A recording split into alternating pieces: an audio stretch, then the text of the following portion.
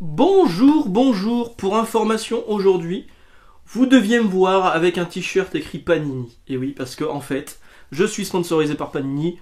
Non, pas du tout. En fait, chez Kiabi, une marque de vêtements, enfin une chaîne de magasins de vêtements que vous connaissez sans doute, et ils ont sorti une gamme de t-shirts avec des logos vintage. Et il y en avait un où il y avait le logo Panini. Alors pas Panini Comics, mais Panini les autocollants. Et vous avez été plusieurs à avoir passé ça et à m'avoir envoyé ça en message privé. Et du coup, je me suis dit, ah ouais, il faut que je le chope. Donc je suis allé dans le Kiabi qui est à côté de chez moi. Et il ne l'avait pas. Et voilà, dommage, quelle tristesse. Donc ce sera pour une autre fois la blague. Hein. Moi je peux toujours remettre le Bob Batman ou la casquette Batman. Que je n'ai toujours pas reçu au boulot. Mais normalement là, mes cheveux c'est impossible. En ce moment, vous avez une opération, vous achetez 2 Urban Nomades et vous avez une casquette offerte par Urban. J'ai pas reçu mes casquettes encore. Mais mes camarades de chez Astro City l'ont reçu et ça nous a permis de constater que la casquette était taille enfant. Enfin, elle était vraiment taille très petite. Hein. C'est-à-dire qu'en fait, vous la mettez sur la tête et ça va pas. Pourquoi Pourquoi les Urban Nomades, pardon, mais c'est pas pour les gamins. Watchmen, c'est pas pour les gamins. Alors, il peut y en avoir, hein. Mais moi, les mecs qui achètent des Urban Nomades là où je travaille, et chez Astro aussi, a priori, c'est le cas, c'est des barbus. Hein. C'est des mecs qui n'ont pas envie de mettre 35 balles dans une édition de luxe et qui, là, ont le même truc pour 10 euros, bah ils prennent celui à 10 euros. Ce qui est normal. Le pouvoir d'achat, le fameux. Mais la casquette, ouais, elle est beaucoup trop petite, c'est dommage. C'est dommage. Alors, moi, bon, j'ai pris la grosse tête, évidemment, peut-être que c'est ça le problème, mais je comprends pas le délire. D'ailleurs, chez Urban, il y a eu plusieurs sorties cette semaine.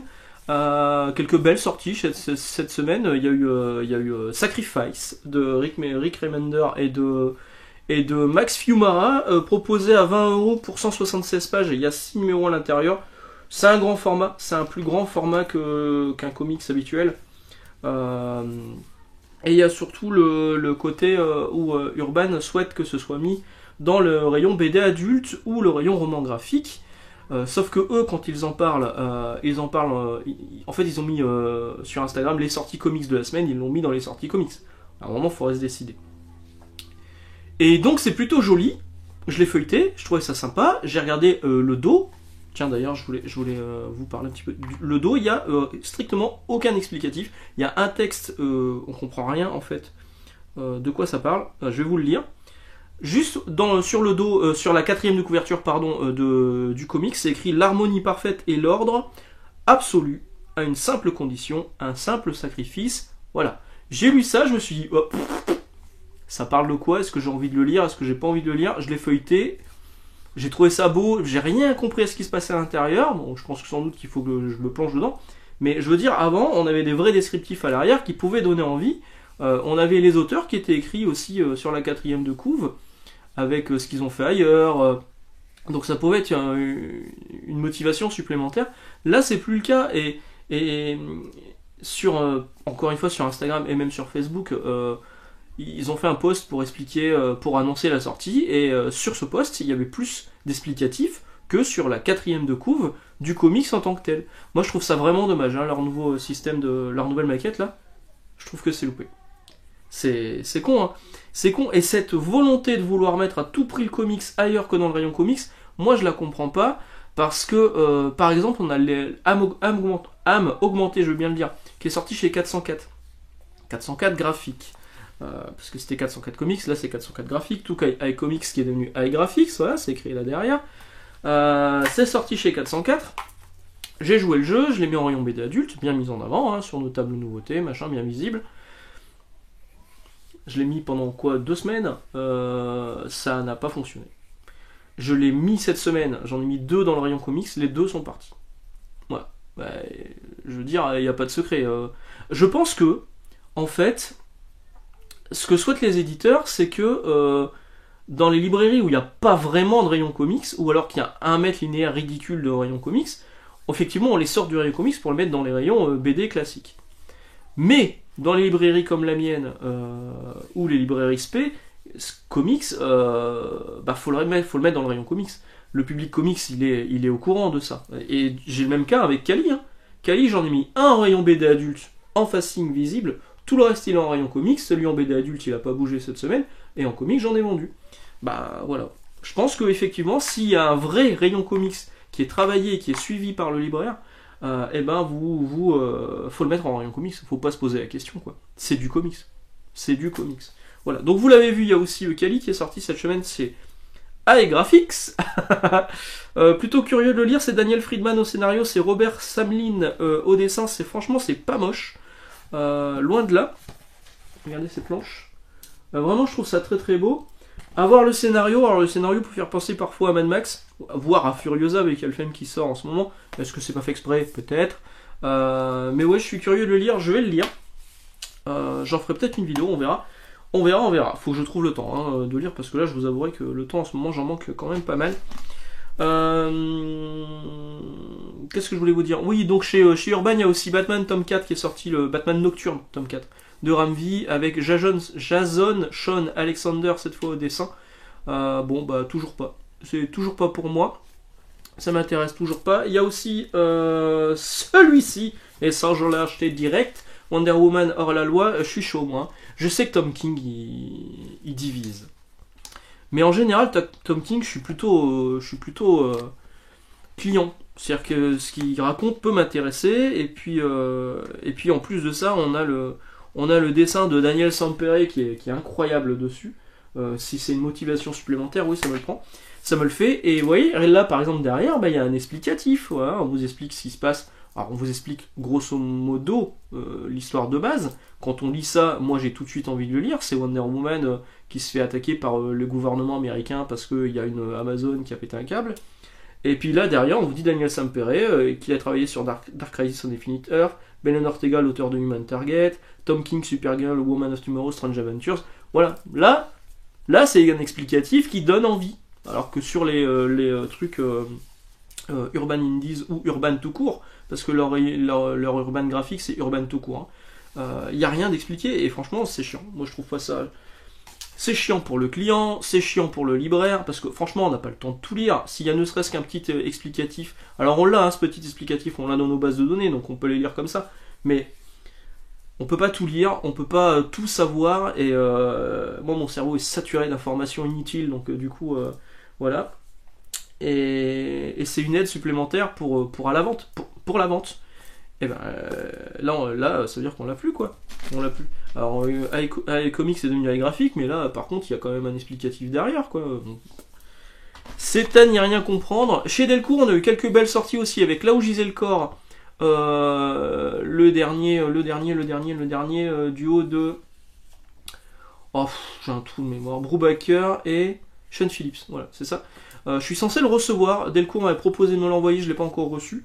Donc on verra, je vais le lire. Si c'est intéressant, j'en ferai une vidéo. Si c'est pas intéressant, je vous le dirai quand même. Mais j'en ferai pas une vidéo dédiée. Mais j'attends de le recevoir pour le lire. Si je le reçois pas, au pire, je pense que je l'emprunterai au boulot parce que je l'ai vu arriver et je me suis dit ouais, ça a l'air quand même plutôt pas mal avec cette histoire de... Bah on dirait que c'est un who done it. Vous savez, qui a perpétré le meurtre.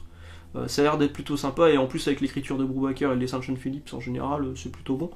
Donc il y a Là où gisait le corps qui est sorti chez Delcourt, il y a Canary qui est sorti de Snyder et Dan Panosian. Alors j'aime bien Dan Panosian, je vous l'ai déjà dit, sur des covers j'ai trouvé vraiment sympa. Sur l'intérieur là, bon je sais pas trop, mais Scott Snyder, sur un truc de cowboy, franchement je suis pas convaincu. Alors j'ai vu qu'à un moment ça tournait un petit peu à l'horreur. Si vous l'avez lu, dites-moi si je devrais me pencher dessus ou pas, hein, parce que là pour l'instant je suis pas chaud, je suis pas motivé. Qu'est-ce qu'il y a eu d'autre? Chez Panini il y a eu Spider-Punk. Alors ne vous faites pas avoir par la couverture qui est absolument magnifique, qui est signée par Olivier Coipel. Elle est superbe cette cover. Elle est vraiment très très jolie. L'intérieur c'est pas du tout la même blague. Ça, c'est pas moche hein, mais c'est pas du Coipel.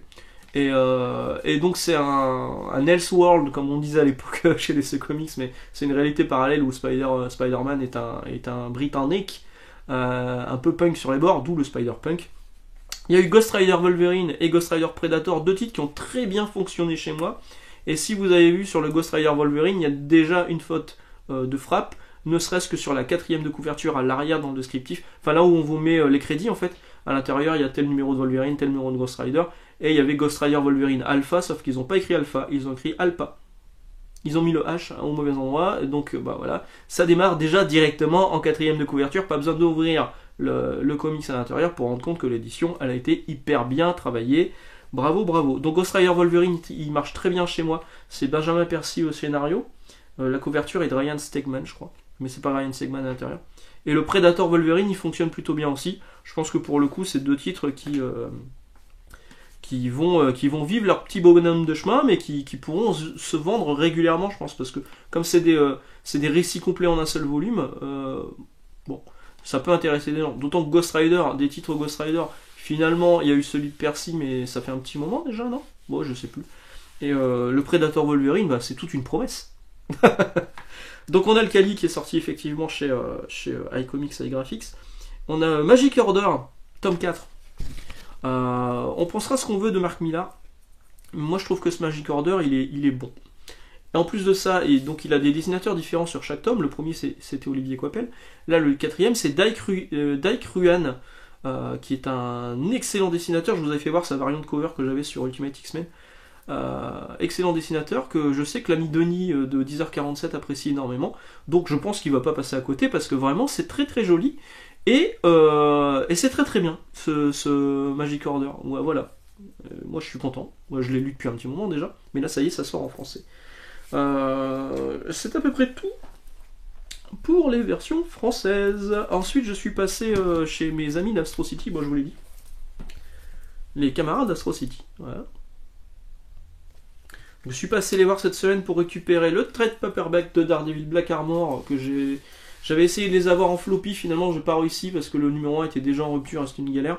Bon, je me suis reporté sur le trade paperback, il y a 4 épisodes à l'intérieur pour 15,99$, ça sortira sans doute en VF à un moment chez Panini.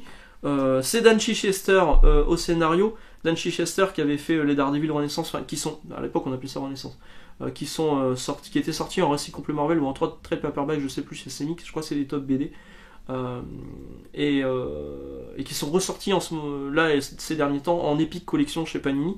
Donc c'est au moment où Daredevil n'a plus le costume rouge mais a une armure noire, la Black Armor qui est là. Et donc il revient sur cette période-là. Donc c'est lui au scénario, ils l'ont rappelé, et au dessin c'est Neto Diaz. Et franchement, bah c'est pas moche. Voilà, moi je trouve ça plutôt joli. Hop là. Je trouve ça plutôt joli. On revient sur cette période, mais a priori il faut lire quand même pas mal de... Il faudrait relire les Dan Chichester d'avant, à voir si j'ai le temps, parce que franchement, encore une fois je manque de temps. Mais si j'ai le temps de relire tout ça, je ferai peut-être une vidéo dédiée sur Daredevil Black Armor. Avant sa sortie VF, en tout cas c'est le projet. Car c'est notre projet. Voilà. J'ai mis une petite chemise aujourd'hui pour faire un petit peu... pour faire un petit peu macroniste. Je ne suis pas macroniste, calmez-vous tout de suite, n'allez pas bloquer des repas. Alors, Amazing Spider-Man aussi, le trade paperback Gang War qui est sorti. Pareil, le but c'est d'en parler rapidement, en faire une vidéo dédiée. Juste avant la sortie en VF, des 3 volumes à 16 balles. Bon déjà là c'est trop cher. Avec les nombreux tie-in. Là il n'y a pas les tie-in, il y a juste Amazing Spider-Man Gang War First Strike et les épisodes 39 et 44 de la série qui font l'intégralité du crossover, de l'event, sans tous les tie-in en général inutiles. Et là c'est proposé pour 24,99$ contre 3 fois 16 balles en VF. Bon, bah, je le lis, je vous en parle, et puis à voir si vous le prenez ou pas en VF. À mon avis, ça sera plutôt pas. Spectacular Spider-Man, le numéro 3 qui est sorti. Comment ça va être publié en VF, j'en ai aucune idée. Sans doute dans la revue Marvel Comics, puisqu'il y a énormément de Spider-Man dans Marvel Comics. Il y a Superior Spider-Man qui arrive dans Marvel Comics, le nouveau Superior Spider-Man. C'est du Humberto Ramos qui est très en forme. Le scénario sur les 2 premiers numéros était très cool. Donc il n'y a pas de raison que ce numéro 3 soit pas bon.